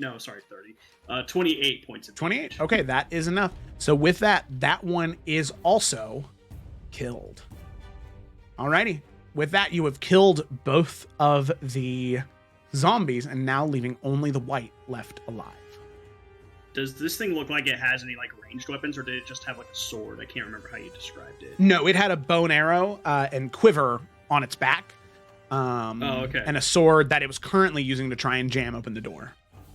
Okay, because if it only had a melee weapon, then York was going to kind of make it run to him, but since it has ranged options, York will run up to fight, so... Okay. He will go right... He'll run up here. Okay. And that will be it for him. Okay.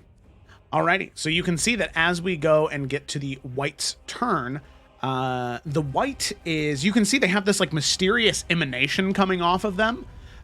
Providing light to them, and you can see it maybe would have strengthened the zombies, but sadly, since they're dead, they don't receive that added bonus. Womp womp. So the white is just going to run up 20 feet to you, and you can see as it does, that flaming magma that is on its back sort of coats the area behind it in this magma-like material.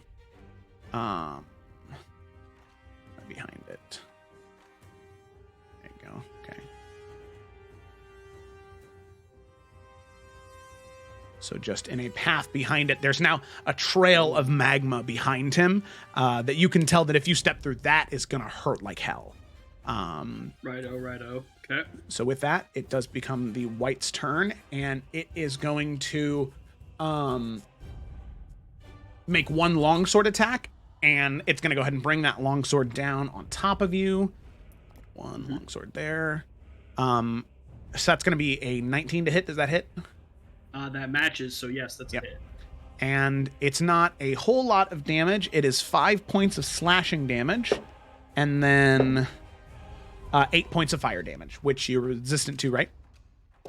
Yes, I am resistant to that. Yeah. So 4 points 4 of fire points. damage? Yep, so 9 total. Okay. That's the first attack. Second attack, you can see that the sword sort of comes down, slashing into your chest. The second attack, you can see the hand sort of come up from behind, almost like in a haymaker sense, but the fingernails stay out as you can see the nails just try and jam itself past your gorget, covering your neck, and up into your helm, into your jaw, trying to jam in there. You can see these white hot fingernails trying to pierce through there. So we're going to see.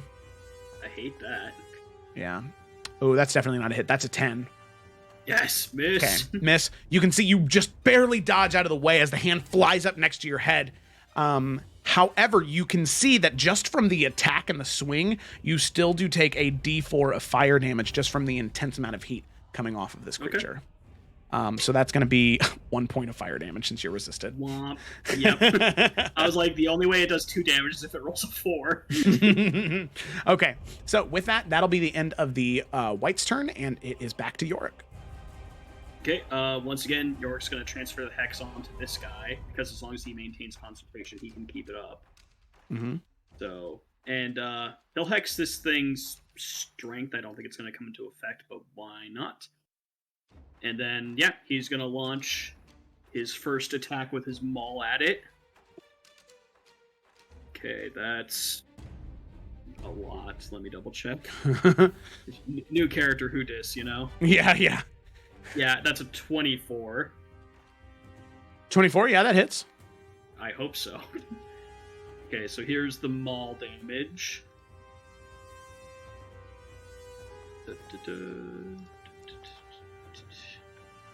Ooh. Okay, so 11. He's going to throw a first level smite onto that, though. Nice. Which this thing's undead, so it becomes 3d8, correct? Correct. Yep. You're right. Okay, so 3d8 plus a d6 for the hex.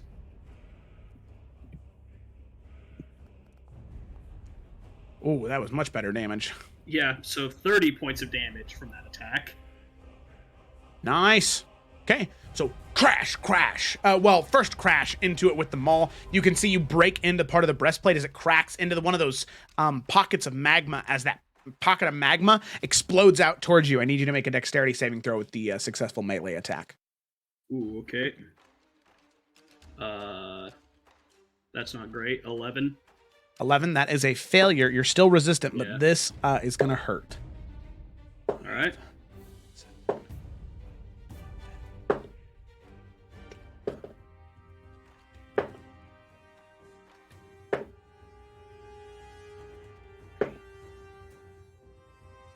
There's a lot of dice rolling. Okay. With that, as the maul comes down, you would have taken 30 points of fire damage, but it's reduced to 15 because of the resistance. Okay. You now have a pretty similar idea of what walking through the lava behind him would have been like. And how injured is this thing looking after taking the 30 points of damage? After taking the 30 points, pretty damaged. Okay. It's looking rough. If it had blood, one could say it's bloodied. Gotcha. And I rolled for concentration, and Hex is still up. Hex is still up. Good. Okay. And then second attack. Okay, that's even higher than the last one, so that's a hit. Okay. And we're going to do the same thing, hit with one smite again, because we need to kind of get this thing down. Alright, better. Woo!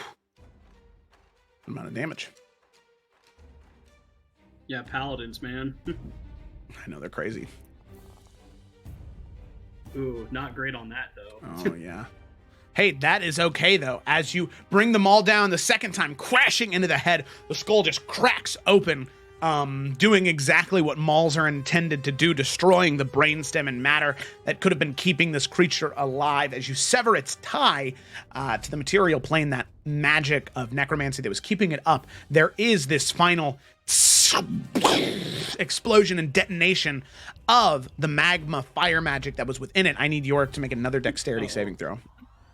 York's like, ha-ha! Like she's about to explode. Oh, no. Fuck! Nat 20 on that one. Nice. That is a success, so this damage will be quartered. Oh, sick. So it would have been right. 52 points of fire damage.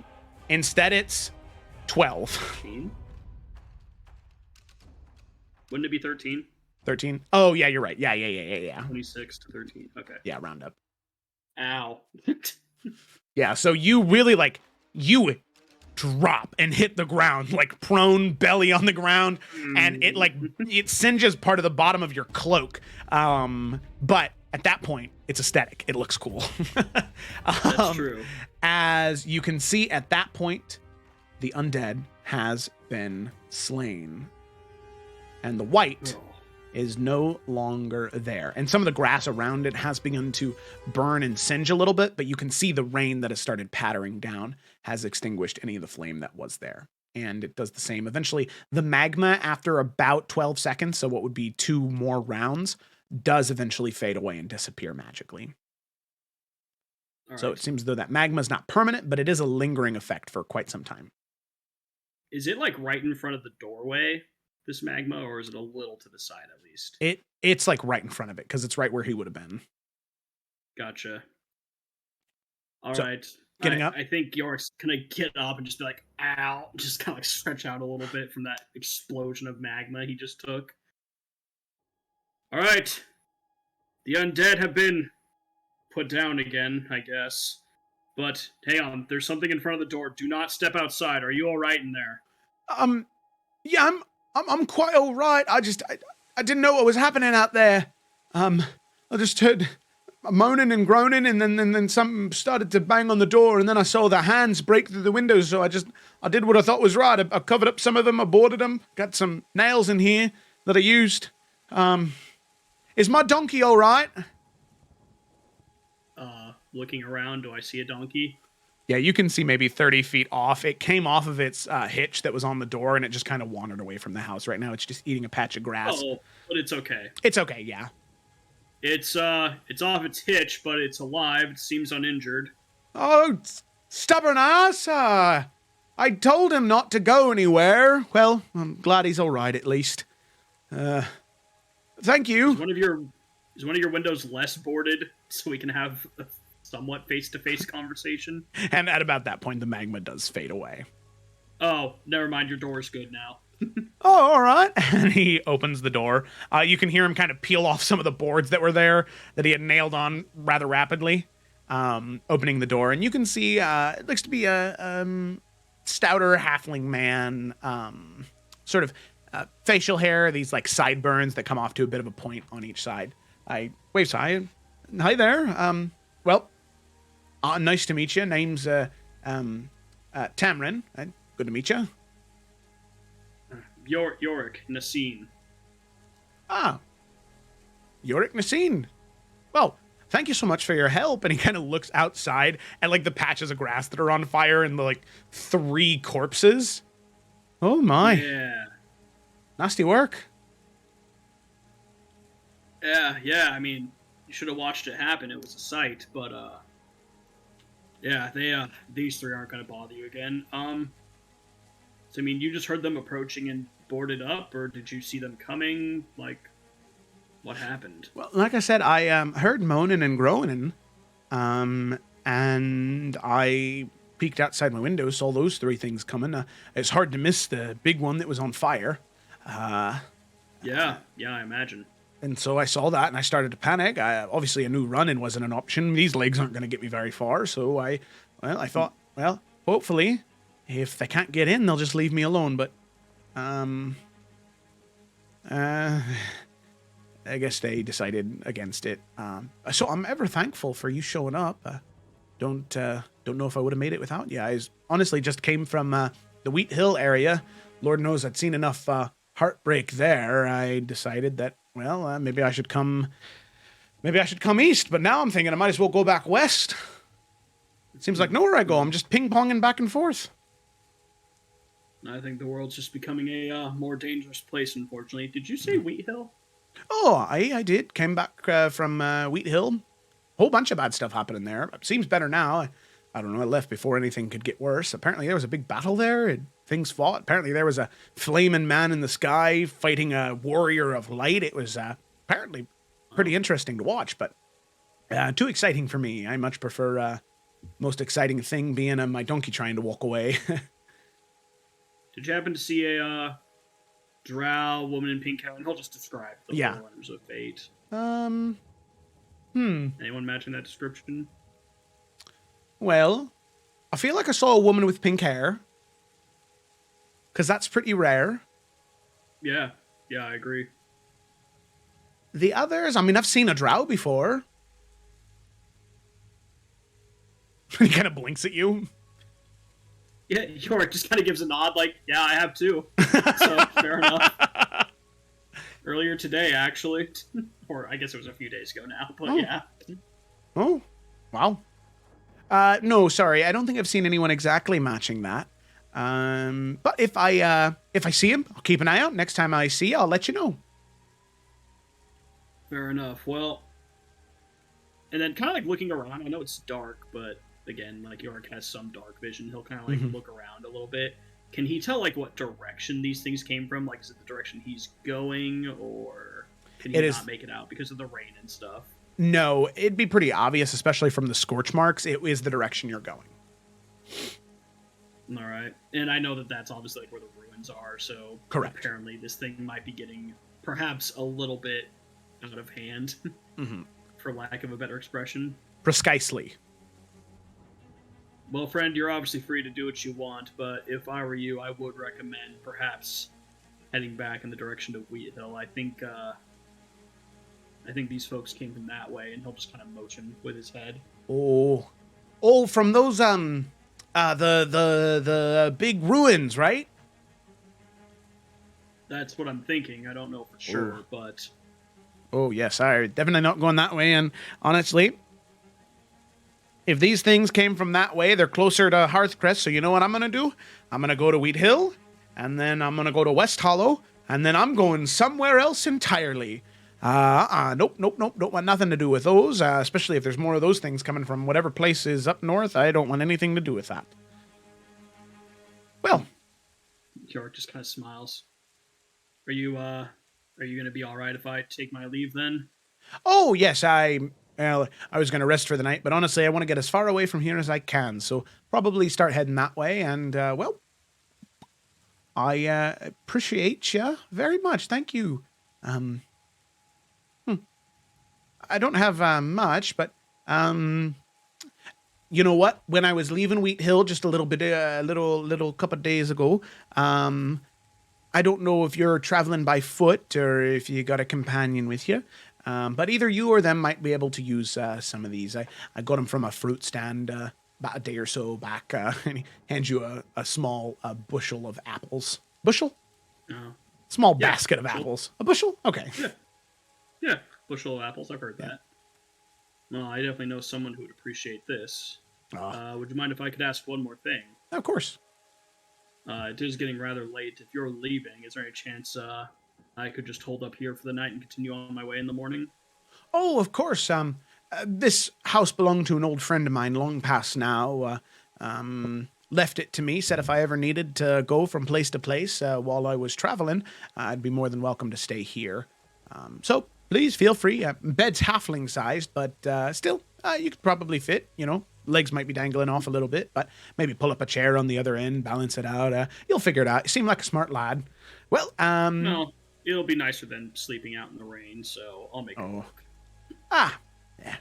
Well, did I get your name? Yorick, right? Yorick, yes. Well, Yorick, thank you very much, and I hope to see you. Well, actually, you know what? I hope I see you again under better circumstances. Let's do it that way. Yeah, I'm not gonna lie to you. If you're seeing me, it's probably not good. Oh Just well. laughs at that. Well, I hope I never see you again. Okay. I won't take that as an insult. I all know right. What you mean? Great.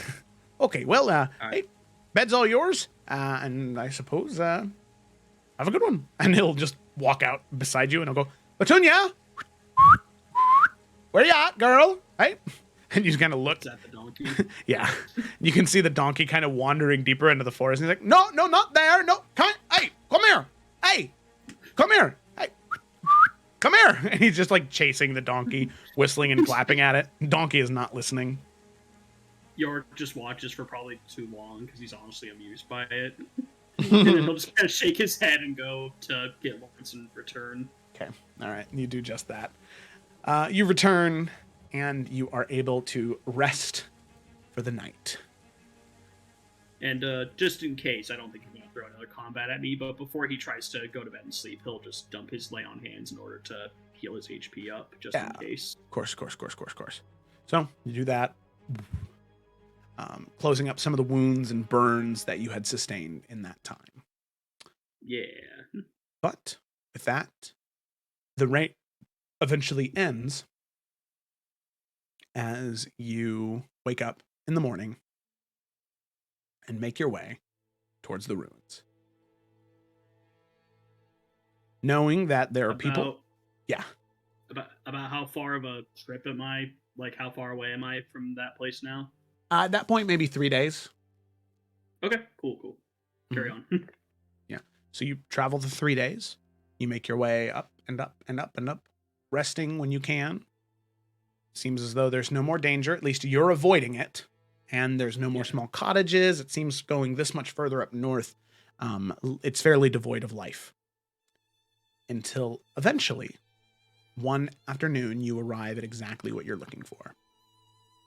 You can tell that these are ruins of a long decomposed nation, weathered by time and rain. You make your way around. Patrolling the area, you can see large collections of undead patrolling and moving.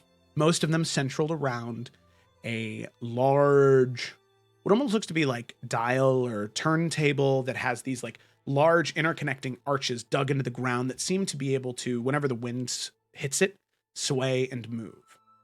And the thing is, you know that those individuals are supposed to be coming to this crypt. So, Yorick, as you arrive, knowing they're supposed to be here, waiting on them, is there anything you'd like to do, seeing the undead in front of you before they get here? I mean, and there's like a lot of them, right? Oh, yeah, more than you can handle, that's for sure. Yeah, I think York would just kind of be... I think he'd be trying to, like, you know, it would be soft open world style game, just like trying to get like his count of how many there are, just like trying to come up with like a strategy while like he's trying to do that first, and then he'd probably just be trying to keep an eye out for where these people might come from, because I imagine he was under the impression they would be in here, so he's kind of surprised he got here first, I imagine. Yes, it is odd. Yeah, so then I think he would just kind of be trying to look for like, okay, well, what direction are they coming from then? But yeah, he would just kind of try to figure out the numbers as best he could, and then try to see if he can find where these people are. And I think that's just kind of what he'd be focusing on, because that's like the whole reason he got sent out. Yeah, exactly. So you do count how many there are, and you find out, you assume that the most advantageous position seems to be the northernmost part of whatever this crypt is, because it seems to be the spot where they're least likely to gather towards. So I'll go ahead and pull you here. Whoa. As you can see, several undead. For one, there seems to be 4 swarms of skeletons. 2 mages that are sort of ghastly and floating about. And then flanking on each side of the east and west are these 2 gargantuan skeletons. Massive in size and scope. And you can see them sort of leaning and pushing up against these circular arches embedded into the ground. Not trying to move them, but just testing them and testing their strength. And you can see these 2 things are massive and very strong. But even with their strength, they can't budge or break these runic arches. And so with that, you sit and you wait. Hopefully not for too long. Seeing what is in front of you. But this is where you're supposed to be. There's no doubt about that. So now all you can do is wait. And with that, seeing the battlefield in front of you, ready for whatever is about to happen, that is where we're going to go ahead and end the session. Point 5. Woo! Woo! Woo! Yeah. Look at that. Look at that. There we go. Worker, let's go. You did it, Ryan. I made it. You made it to the big leagues. The one-on-one shot. You didn't die in this one. I know. And you didn't even... go on. I was just going to say, you also didn't almost die like you did in Morwen and Caracellas. So I'm proud of you for that too. Yeah, you know, we're making progress. Died in the first one, almost died in the second one, and now this one, not a problem. Not a problem. Destroyed them all. Exactly. All right. Well, thank you so much for watching, everybody. Be sure to tune in next time when the Isles of Iverion session is posted, or when we go live on Saturday afternoon for the joining of Yorick with the rest of the Isles group. And hopefully everything goes well, but we'll have to see what happens. So be sure to tune in next time. Thanks for watching, everybody, and we'll see you next time.